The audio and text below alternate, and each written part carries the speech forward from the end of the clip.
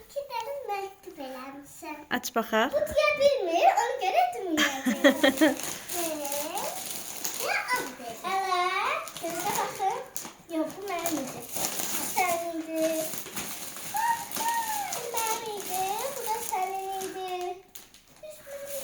Ne babi göğü babi. Sənin də bunlarmışam. Var, nə qəşəngdir. Bir də qorxu görsün də. Hə. İndi aç. Açın görək. Klokları belə açıq saxla ki, kukuruzu tökün içinə. Gör içindən nə çıxır. Gel olsun.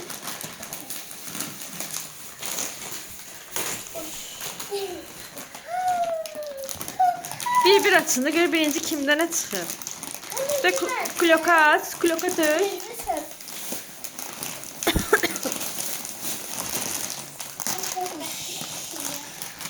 Aç birini sen.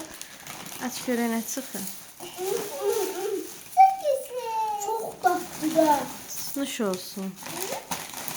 Şirindir.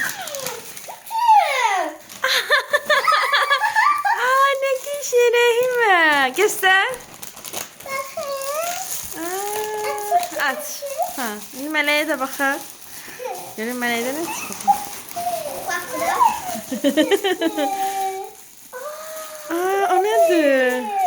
Aa yerlençi.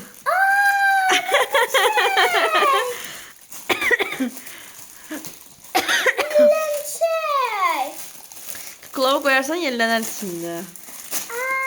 Nerede olacak kuklam var? Ha. Ay Allah ne güzel. Neysin diye nasıl? Ha. Bu tarafta tut. Bana da yıllardır hem de bu çıkartmak olur. Bu tarafta tut Mele. Haydi bakın. Ay Allah ne güzel.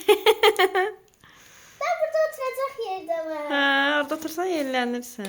Burada.